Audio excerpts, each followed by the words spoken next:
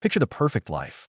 Someone's hitting the gym for you. Your bank account is looking stacked, and you're just chilling on a beach, sipping something cool. That's the life our boy dreamed of. But just as he was about to have it all, a single sharp crack echoed through his reality. And just like that, the illusion shattered. The world he knew gone. Green lightning rips the sky apart, giant monsters roar, and the city goes up in one massive, fiery boom. In the apocalyptic aftermath, our protagonist, Sang-yu, finds himself on his knees, covered in blood and grime. Despair was a hair's breadth away from consuming him completely. But amidst the rubble and monster carcasses, humanity clings on. And deep within Sang-yu, a flicker of defiance ignites. Of course, I haven't given it up yet. The irony? He's actually working harder than anyone else, all for the dream of a comfortable life. Might sound funny, grinding this hard just for food and games, but hey, are we all the same? In a world crawling with monsters, every hunt, every swing of his sword is a step towards that damn beach share. Staring down this absolute unit clawing its way out of the earth, our boy is surprisingly calm. His first thought?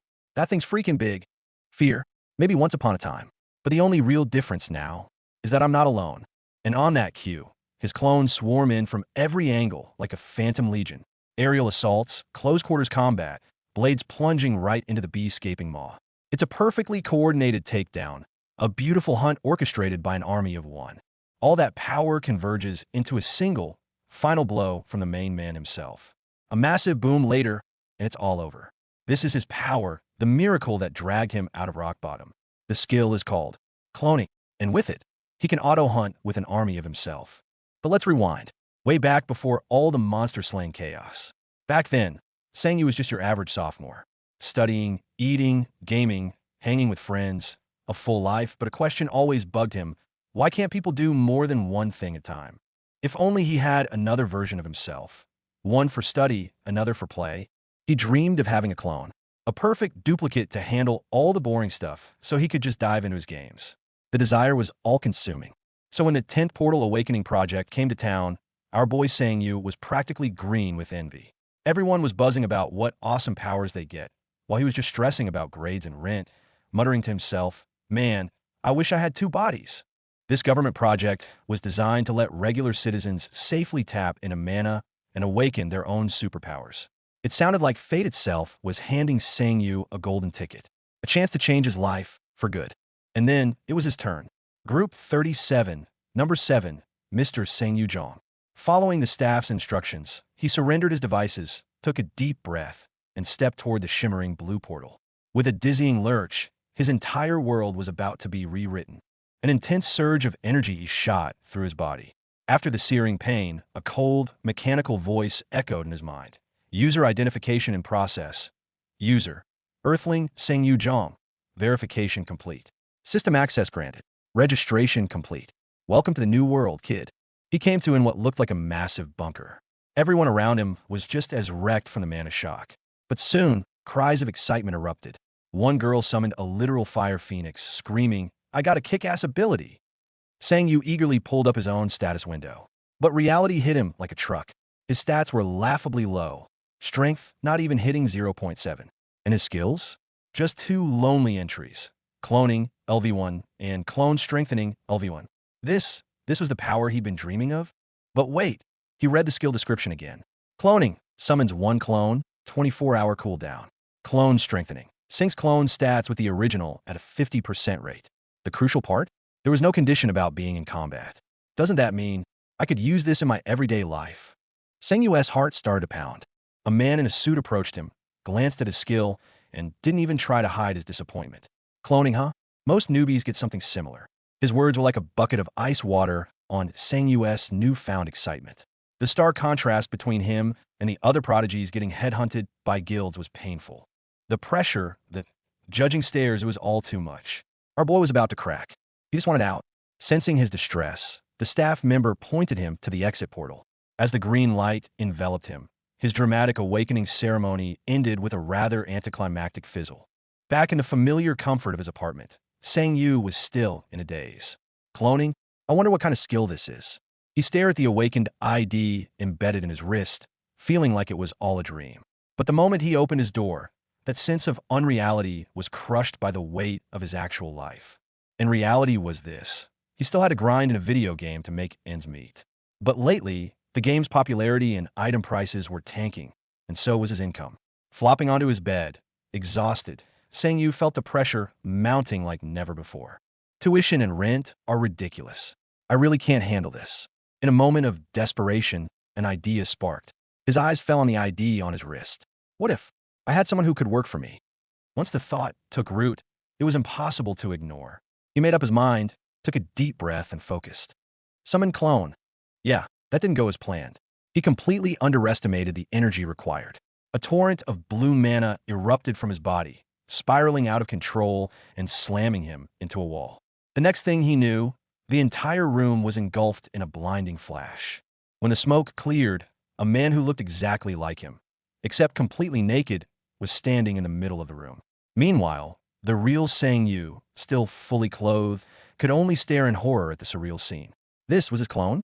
Well, this is awkward. Before Sang-yu could even process the shock, the naked clone spoke its first words in a flat, emotionless tone. Yes, master. That single word, master, sent a chill down Sang-yu's spine. He had a feeling things were about to get weird. Get a hold of yourself. Sang-yu slapped his own cheeks. He reached out and touched the clone's chest. The warm, real skin confirmed this was no ghost. Just as he was thinking of what command to give, maybe I'll start by asking him to sit. The clone, without any prompting, dropped to its knees with a thud. This level of absolute obedience left Sang-yu completely stunned. Stunt. Kneel. Stand again. The clone was like a perfect machine, executing every command until it was panting and drenched in sweat. Sang-yu realized this thing seemed to have no will of its own, only unconditional obedience. Just then, his friend texted, asking what cool skill he got. Sang-yu looked at the exhausted clone on the floor and had absolutely no idea how to reply. And then something even crazier happened. As his clone was about to collapse from exhaustion, Sang-yu's system panel pinged. Your stamina has increased by 0.001. He hadn't done a thing, but his stats were going up. Meanwhile, on the other side of the world, an S-level big shot known as George Lucas was setting his own grand plan into motion. This guy's organization, Enlighten, aims to have 100% of the world population awaken within 5 years. A massive conspiracy is unfolding in the shadows, and our boy Sang-yu, caught right in the middle of it, is still completely clueless. 5 years until that day. And Sang-yu's life started changing drastically from this day forward. He stopped exercising himself. Instead, he sent his clone.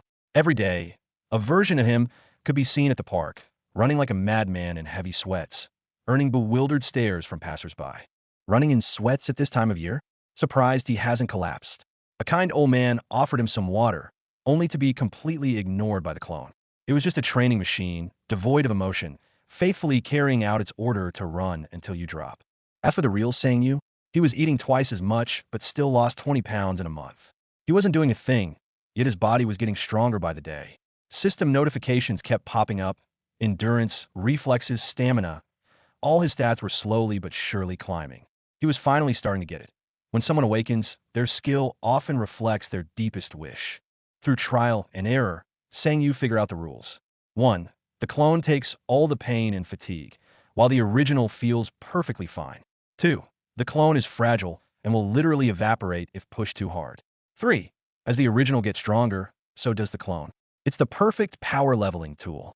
It even started nagging him to do push-ups. To understand his abilities better, Sang-yu started browsing the Hunter Wiki. He learned that for a normal adult, a stat of 1 is the absolute limit, and most awakened only unlock a fraction of their potential. Special stats like regeneration and resistance, the methods to acquire them are mostly unknown. His AFK leveling journey, it seemed, had more potential than he ever imagined. That daily 0.001 stat increase was all thanks to his clone's hellish training regimen. The real Sang-yu? He couldn't even fathom it. Just as he was feeling pretty smug about his life hack, a gym flyer caught his "Has your life become stagnant?" Maybe it was time to send his clone for some professional-grade torture. Enjoying virtual battles in his game while planning his real-world power-up route, Sang-yu looked at the flyer in his hand and cracked a confident smile. Bring it on. However, one very serious problem slammed him back to reality. He was broke. His massively increased food budget and dried-up gaming income had his bank account screaming for help. No choice. He had to find a physical labor job. He could earn money and work on his stamina at the same time by ascending the clone, of course. He quickly found a part-time gigs sorting packages. No interview, start immediately. Sang Yu decided to go himself for the first few times to learn the ropes, preventing his clone from messing things up right off the bat. The things you do for money. How about today? He said decisively into the phone. When it comes to making money, the sooner the better, I guess. With that thought, Sang Yu arrived at the distribution center with his clone in tow. To avoid suspicion, he had the clone wear a mask and a hat. But right at the entrance, he ran into someone he never expected to see. Sang, you're working here too. It was an acquaintance. Sang Yu's heart skipped a beat, terrified his secret would be blown. He could have just said the clone was his twin brother, but it was better not to risk it. He awkwardly navigated the friendly greeting and the exclamations about how much weight he'd lost. First time working this kind of job, he was so nervous his palms were sweating. He could only try to psych himself up internally. All right, I'm a freaking awaken now. I can do this. Reality, however, had other plans. Not long after the work started, he collapsed onto the floor, completely spent. Delivery workers, forgive my arrogance. The seemingly endless stream of boxes was slowly chipping away at his will to live. He looked at the other workers, who were moving with practiced ease, and couldn't help but wonder, do these people have some kind of high-level skill for carrying heavy stuff? His own clone was doing just fine, making him, the original, look like the most useless one here. The announcement for a 1-hour break was the sweetest sound he'd ever heard. During the break, the acquaintance, a friendly older man, came over with drinks and snacks for him and the clone.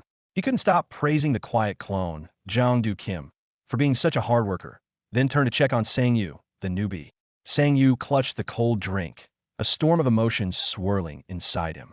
Listening to the man praise him for getting into a good university, something that was a mix of sweat and tears streamed down Sang Yu's face.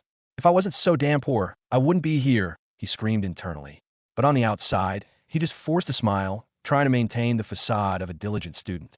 Just then, the man's tone shifted. He leaned in conspiratorially. Say, interested in another job? Sang Yu's heart sank, thinking he was being asked to haul more boxes.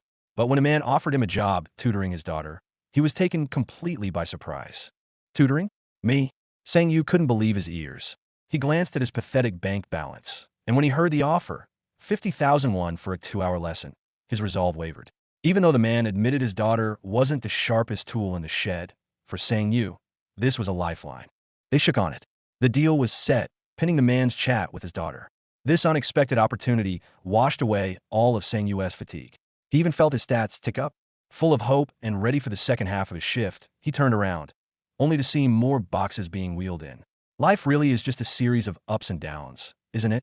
After the shift ended, Sang Yu discovered that the snacks the man had left for them were all gone, devoured by his ravenous clone. You devoured every last one, he said with a helpless laugh, watching the other him squat on the ground and stuff his face. He didn't know whether to laugh or cry. The next morning, Sang Yu woke up with a splitting headache, a side effect from his clone overworking. Exhausted, he commanded, "Come back home, number one." He could have just unsummoned and resummoned him, but then the clone's clothes would get left behind. The struggles of a superhuman are surprisingly mundane. Soon enough, a filthy number one returned. The sight of his grimy clone triggered Sang Yu's inner neat freak. Well, he was his clone, after all. He had to clean him up himself. Sighing, he got the shower running and tossed the dirty clothes into the laundry basket. Sang Yu constantly had to remind himself, number one is just a clone, a being that dissolves into light when unsummoned. He's not human or even alive. To prove this, he'd once pricked the clone with a needle. The clone showed fear, but never fought back. He'd considered unlocking the regeneration skill through self-harm by making the clone do it, but he found he couldn't bring himself to go through with it. The poor guy had already been through enough for him. As if sensing his hesitation, the clone comforted him, telling him to go eat ramen and leave the workouts to him. Deciding to head out, Sang Yu gave his spare phone to the clone, telling him to answer any calls while he was at the distribution center. But no sooner had he stepped onto the street than a hand grabbed him from behind. "Long time no see, you prick," a familiar and very unwelcome voice growled.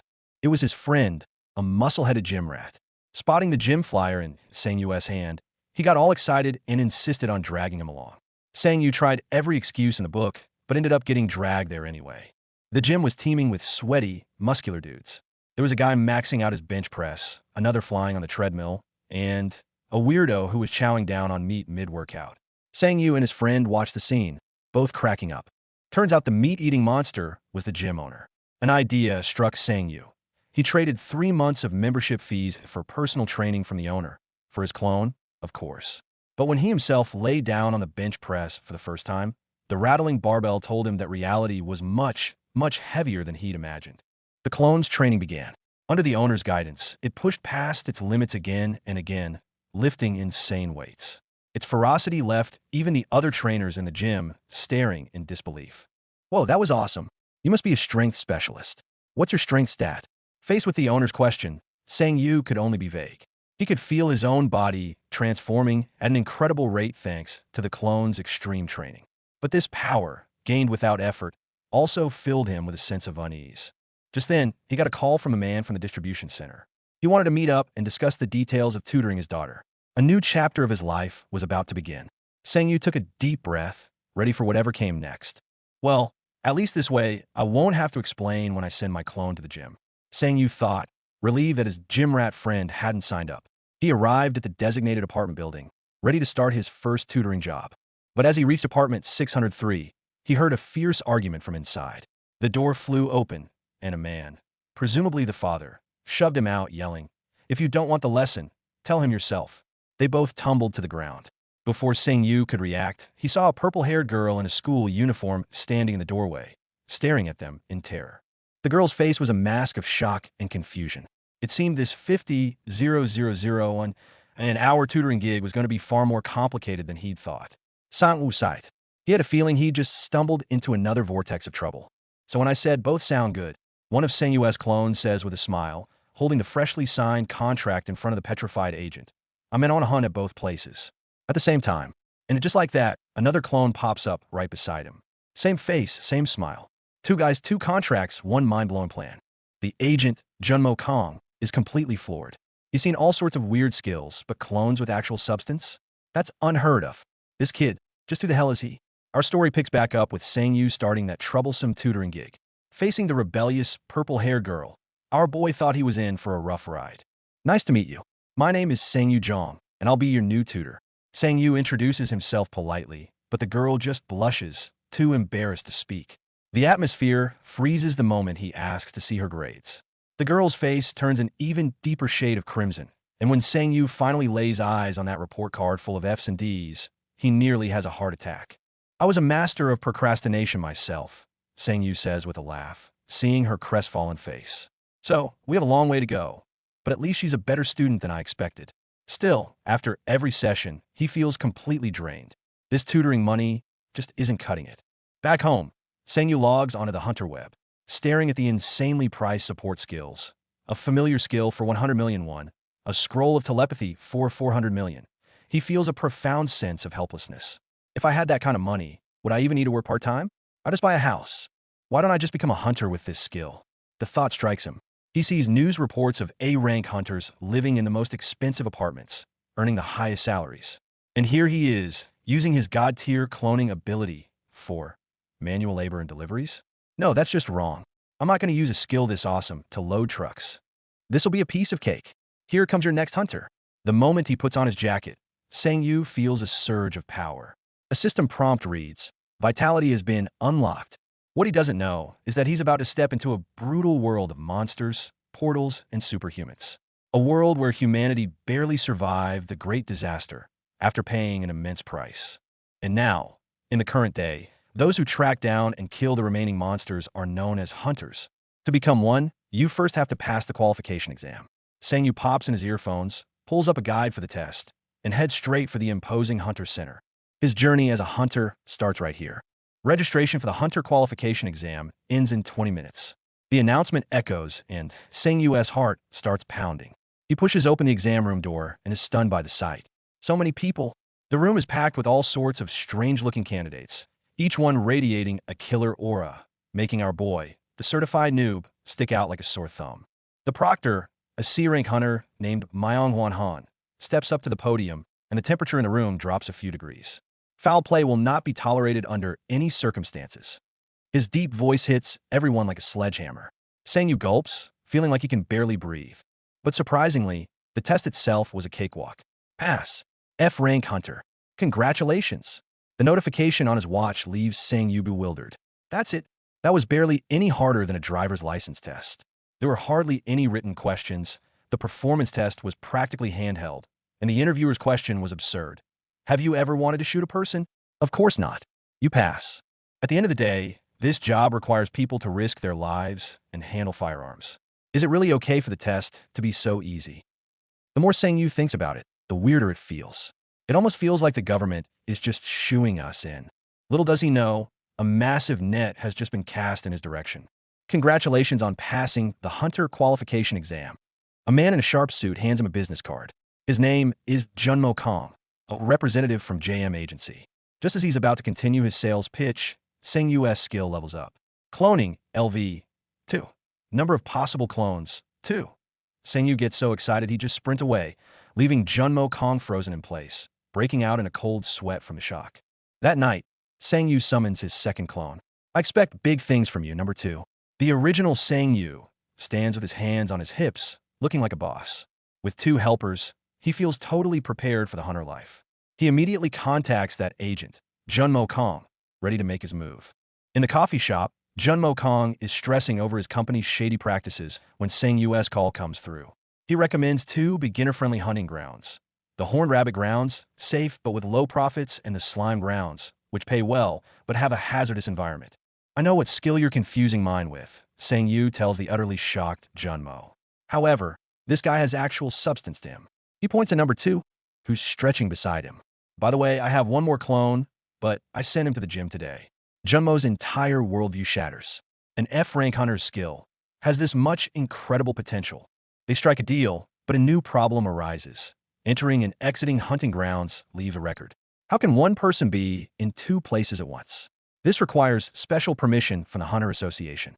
2 days later, at the Hunter Center, Sang Yu and his clone, number 2, meet up with Junmo Kong. You're asking for permission to enter multiple hunting grounds simultaneously? The clerk looks at him like he's an alien. With Junmo's help, Sang Yu bypasses the mountain of paperwork and goes straight to the demonstration room for a skill evaluation. In front of the blonde female researcher, he unleashes his power without holding back. Your new authorization has been applied to your ID bracelet, an old engineer announces excitedly. Your clones will be able to enter hunting grounds via fingerprint scan. This unprecedented special authorization finally allows Sang Yu and his clones to go all out. Number 2, we can finally start hunting, Sang Yu says, pulling up his hood, while number 2 puts on a mask, ready to move out. However, Sang Yu has no idea that his unique ability has already caught the attention of some very important people. On the other side of the Hunter Center, Haizong Shin, the guild master of Haizong Guild, crushes the mask in his hand, his eyes cold as ice. Damn, a much larger storm is brewing just over the horizon.